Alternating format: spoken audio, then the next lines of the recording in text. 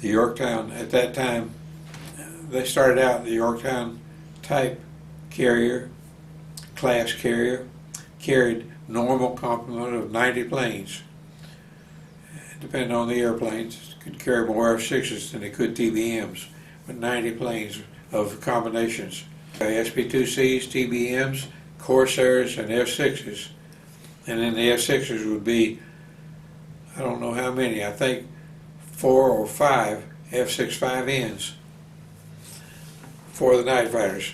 The theory at that time was that the night fighter unit attached to the day fighter squadron, us plus VF-88 was a day fighter, we would fill in the day fighter if needed, but our mission was to fly any night fighter mission that came up, was scheduled, like combat air patrol over the carrier at night or something like that, or I don't know how many might have been in that category, depending on if they were attacking a certain island, maybe they needed a flight over there or something, and that was the theory when we went in there. But the truth is, on the Yorktown, we never flew a night fighter mission as a group. We flew individual CAP over the carrier, over the task force several times. We would get, if you were assigned that, if you had a schedule of CAP at 2 a.m. to 4, you would get on an F-65N sitting on the catapult and crank the engine up and get yourself ready to go, and then sit there for 2 hours. Oh, if they decided to launch it, if they got a radar target in the vicinity or something, decided to need you to launch it. So you could be launched in 60 seconds easy, maybe 30. You had to be ready for that 2 hours. And that was, I've always said in my memories, that was the most strenuous, nervous, I don't know exactly the right word, of my entire, certainly my entire military career, was sitting on that catapult with the engine running and looking at over the nose of the carrier, and in the rough water, when the wind was strong and the seas were rough, the carrier would dip, nose go down, and you'd see nothing but water, black water, a few little cap waves or something down there, and then this carrier moves about this rate up. Finally, it just seemed agonizingly slow. It would come up, up, up, up, and then it would get up to the angle, and when you're sitting there, by comparison, I guess it was, you'd sit there like, gee, I'm about to fall backwards off of this thing, you know. It goes so much up and down. It would also get rocked this way just as much, and you said the F-6 going to slide off. The catapult's sitting, this is the deck, the catapult's sitting right along this side and along that side, so depending on which one you're on. I remember the left one more, and we tilt, roll way over here, and you look down, and you couldn't see anything here. You see water and black water, and the wind was blowing, and the waves were rolling, and that ship was rolling, and you were thinking about, well, I hope that engine keeps running, you know. And you sit there for 2 hours and cogitate on that. I don't know, it got to me. Anticipatory anxiety was building up like mad. Yeah. And incidentally, I was reading Bob Hoover's book the other day. Have you ever read that? Mm-hmm. You ought to read it. It's pretty good. And he's not one of these writers like that. Like that. I mean, he's like this. He tells it all it is, and that's it right there. It's very, very good to me. It's the way I like to read it. But he was told about when he did some carrier qual tests in North American, when he was working for North American for a while, and he did some carrier qual tests on the FJ-1, I think, which is a big heavy airplane.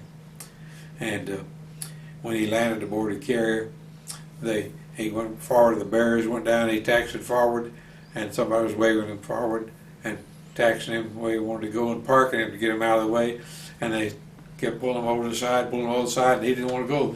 He said he was looking over the side and he couldn't see anything but water. Of course, this is good weather and good sea conditions too that he's talking about. And I had, boy, it was midnight and I was tired and sleepy and it was dark all around. Yeah. And it was a whole different story. But he said, I got so nervous I just wouldn't follow the guy's directions. He was trying to get me to go over a little bit. I didn't want to go. And he finally waved at me and shook his fist at me and got me to move over. Then I finally got there. And I shut it down real quick and jumped out on the other side. And I don't remember all he said there, but he told that story like it was real traumatic moment for him, that parking alongside. And it was, see, I can remember the view lots of time being parked where you couldn't see any deck there. You could see usually the catwalk, which is where the flight deck ended. The catwalk was built out a little bit from that and had a net along there. So I didn't ever feel nervous about that. But anyhow, he was telling about that same situation. So your engine was running that whole time? Yeah. And it didn't overheat or anything? Air-cooled engine ain't gonna overheat. Yeah. No, as the good part of a Navy engine. So, Let's see, what was I telling you about? well, then you said you were basically on standby waiting Oh for yeah. something to Oh happen. no, I was telling you about the night fighter unit thing. Yeah. Also, my task group was 5 carriers, Mm. and they were in a hexagonal thing, I guess you could say. There was one in the center, and 2 here, and 2 inboard a little bit behind them. That was their normal position. They all stayed in that position all the time. If they one turned, they all turned. They held that position, and all the destroyers and everybody around them also had certain positions, I'm sure. And I guess they held position by watching their radar of each other, but they stayed in position pretty good. I worried about that a lot when the weather got bad because the waves were so high you couldn't see the other ships. You had to depend on that radar. Radar was a good thing. The more I read Winston Churchill's book about World War II, at that time I thought radar was standard. It was just what everybody had to have in their pocket was radar. But Churchill's book tells you right quick that British invented radar and developed it and everything. We just latched onto it real quick. As soon as we started developing our large Pacific fleet, we started incorporating those things, and they also developed the airborne radar for night fighters and everybody. And our night fighters, when we went to Westerly, the night fighter unit was there run by a guy named Danny something, and it turned out he, according to Churchill's book, was the first U.S. pilot who went to England and learned their system of using radar and radar intercept for night fighters, which was pretty close tie. Their thing had gone first, and England was gone first and all this, and we were reaping the benefits at that time. I wish I could have known that then, but I would have enjoyed it more. But anyhow, I'll get off track here a little bit. That carrier group, one of the carriers, I don't remember for sure what the other one, the Yorktown was in that bunch, was the second one on the right. And opposite us was one called the Bonhomme Richard, which it turned out was a night carrier. Everything they had on there was night qualified, night operational. So when we got to the war, so to speak, as a night fighter unit, we didn't get into night fighter business at all. Like I said, we got an occasional flight, but the Bonhomme Richard got all the assignments that were issued for night operations because that was all they could do. They couldn't do the day fighter things. They wouldn't let them do that. They had to reserve their abilities for the night units. So that was the situation, the tactical situation, say, changed as the war developed, or those type of things. I just read again in Churchill's books that I've forgotten the dates, but middle of the war, we had 20-something carriers, and I've forgotten the 3 steps. I remember just reading. I just reread those books again recently. A little bit later, another half a year or so later, we had 50, and at the end of the war, we had 120 carriers. That's a heap of carriers because they're big and hard to build. A lot of metal, a lot of man hours, but 120 carriers. Wow. And I registered that as because those books keep talking about what the Japanese knew and what their chances were at any given moment, you know, and he keeps referring to the numbers and the weight of tonnage of ships and all that. And through that kind of process of thinking, it's pretty obvious when you get to those kind of numbers, Japan didn't have a chance. Yeah. It took a little while to get it all going, but they sure were swamped by the time. And my end story of that, as I may have told you before, when the war was over and we signed the armistice, MacArthur signed the armistice in Tokyo Bay. You remember that story? And what the Navy did at that time when they were sure the war was over and they're going to sign the armistice, I don't say all the ships, but a whole bunch of ships went into Tokyo Bay. I don't know how many were outside Tokyo Bay, but when we got in the Yorktown, came in Tokyo Bay, and finally found a place to drop anchor, it looked like to me, just roughly, that I could walk to shore on ships. Wow. It was solid. Amazing. And there were a lot of gangplanks laid across ships and Really? walking. You could walk from 3 or 4 ships in a row and get across there and go over here and get across and everything on the first day or two in there. And I just always remember that situation, that description, that situation. What did that look like to the Japanese? They could see that. Mm-hmm.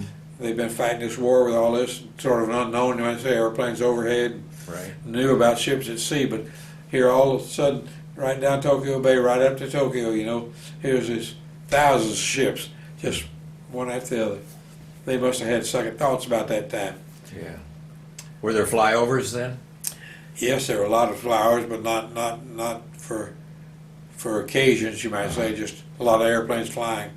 Okay. American airplanes, no Japanese airplanes. Right. One of the conditions of the surrender was that all the Japanese airplanes had to have their propellers taken off and laid on the ground in front of the airplane. They didn't say destroy the airplanes. They'd take propellers off, lay it on the ground, and park the airplanes where you could see them. They had to get out of all the revetments where they stored them during the war, get them out and put them in the middle of the airport and take props off. So before we got into Tokyo Bay, one of the things we did was notice how many we could see, and the airport's just full of airplanes. They had a lot of airplanes left. The way Church's books sounds, they didn't have many airplanes left, but they had several thousands, no doubt about that, because all the airports I remember seeing had airplanes all over it. So, to get back to the mission thing, you, when you finally did get the word to fly, you probably, you've been sitting there with anticipatory anxiety building up, and finally you get the go-ahead and you take off. Then what would be like, you'd be vectored to something? Then you would be vectored, yeah. You'd contact CIC control, which is ground controlled intercept, and which is No, CIC stands for Combat Information Center. Yeah, okay. There's one of the officers up in the island of the carrier, and a bunch of people in there, and there are big screens where they plot the positions of airplanes and ships on this big board. Everybody, one of my impressions, the difficulty of the guy behind that board having to put everything on it backwards. It's like my son John, who paints backwards. He got to get a certain frame of mind to be able to do that.